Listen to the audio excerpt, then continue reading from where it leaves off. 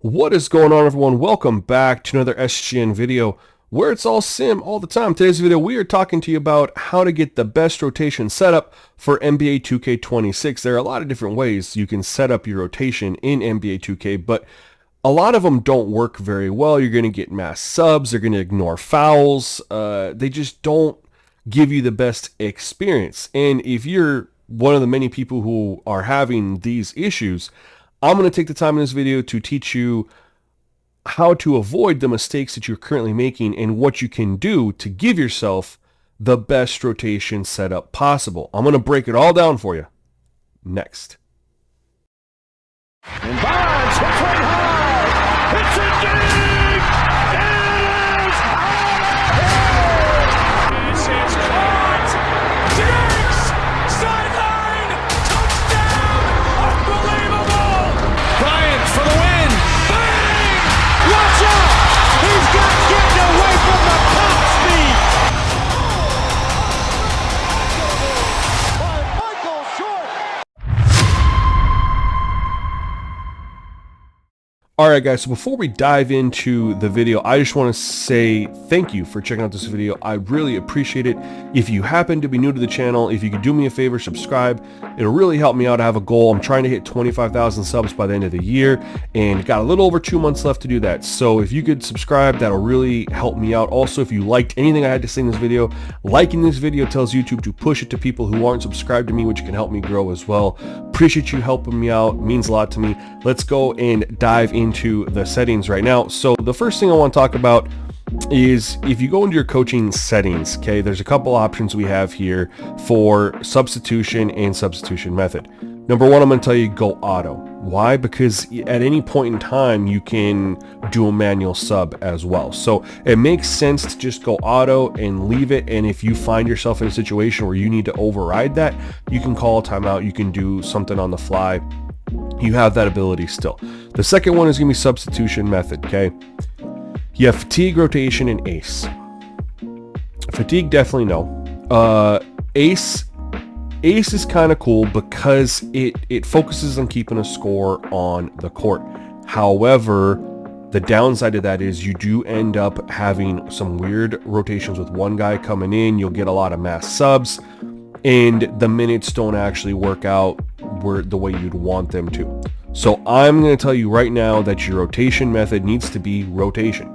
I have tested this with ace, this method with ace versus rotation. The rotations are 10 times better when it's on rotation versus ace. So just letting you guys know, you're going to want to go with these two right here. The next thing that a lot of people do, and I do understand it, but a lot of people want to build a rotation timeline because at its core, super cool idea. You can set when guys are subbing out, when they're getting their breaks, when they're coming back in, what positions they're going to play on the court, etc., etc. Super cool at its core.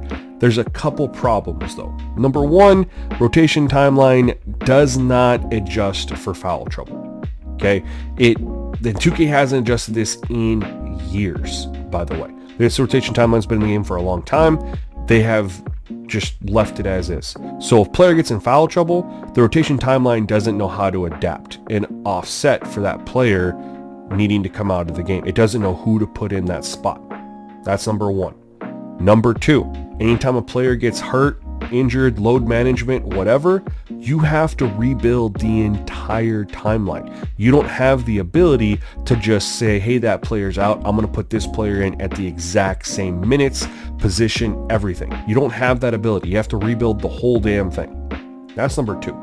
Number three, okay, the main key focal point which makes rotation timeline really cool is you can choose when players are going to come out and when they come back in. The problem is unlike real life, we don't have TV timeouts in NBA 2K. We also don't have a lot of dead ball stops and a lot of fouls, which would allow opportunities for substitutions to take place. So given the amount of stoppages that aren't present in the game, these minutes are not going to function or work as well as they should or could. So for those three reasons, I'm going to tell you, do not waste your time on rotation timeline. Instead, you are going to just build your rotation right here.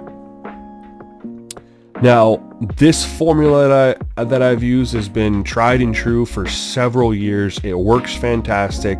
A couple different slight changes this year that we don't have to, that we used to have to, we don't have to do anymore. So the way that this formula works is you are going to give minutes to players in increments of 5. It works out mathematically perfect.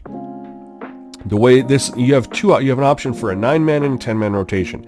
Some people want to run 11 or 12, and there are options for that. And I'll get to that. But basically, if you want to run a 9-man rotation, you're going to give 2 starters 35 minutes, 2 starters 30 minutes, 1 starter 25 minutes. Okay? That allows you to give 30 minutes to your 6th man, 20 minutes to your 7th and 8th man, and 15 to your 9th man. If you want to run a 10-man rotation, you are going to pick one of your starters that had 30 minutes and drop them down to 25. And you're going to pick the player who had 15 minutes in your bench, drop them down to 10, and give your 10. So then it's literally going to look, 2 starters have 35, 2 starters have 25 minutes, 1 has 30. 6th man gets 30 minutes, your 7th and 8th man gets 20 minutes each, and your 9th and 10th man get 10 minutes each. I get asked this also, what if I want to go 11 deep? Okay, well, take 5 minutes away from your 7, 5 minutes away from your 8, and give 10 minutes or 10 minutes to your 11. Or if you only want to do 5 minutes, just give them a little bit of time on the court. You can do that. But you're going to take minutes away from your bench to go to 11, then 12. You're not going to take any minutes from your starters. You want at least 2 with 35, at least 1 with 30, and the other 2 with 25. You're not going to want to go lower than that if you're trying to get 11, 12, deeper than 10. Okay, couple things.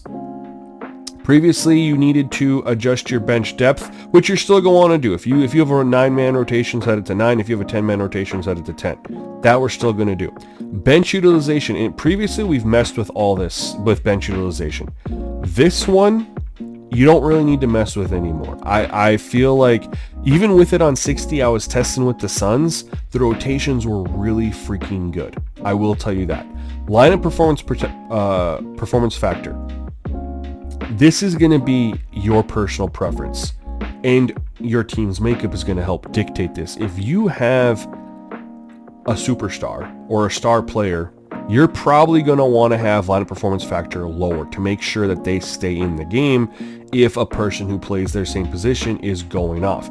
If you have a shittier team, no real established star, I would recommend jacking up line performance factor pretty high so that at any point in time, if someone on your team is going off, they're staying in their game, their minutes get adjusted on the fly. Everything else we don't need to touch. Young, old, system proficiency, you can all leave it be this year. We don't have to mess with it. So if you guys set up your rotations this way, you are going to get realistic rotations. One thing you're definitely going to want to do that'll help you out with this is when you are playing the game and you see a player walk over to the clock table and are ready to check into the game, give it a possession or two. If there's no natural stoppage, call a timeout.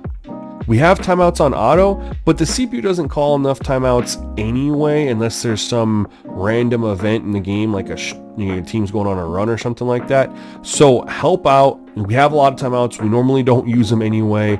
If you see a guy over the scorer's table and it's been 1 to 2 possessions, there hasn't been a natural stop, just call timeout. It'll help make sure you avoid those mass subs later, because if you see 1 or 2 guys walk over there, then you play another 2 to 3 minutes, well then the other 2 or 3 guys that are going to come in are going to be over there too. Now you're suddenly getting 4 or 5 guys coming in the game, all because there wasn't a stop. So that's a definite pro tip that you're going to want to pay attention to and utilize as you maintain really good rotations in the game. Otherwise, guys, that is it for this video.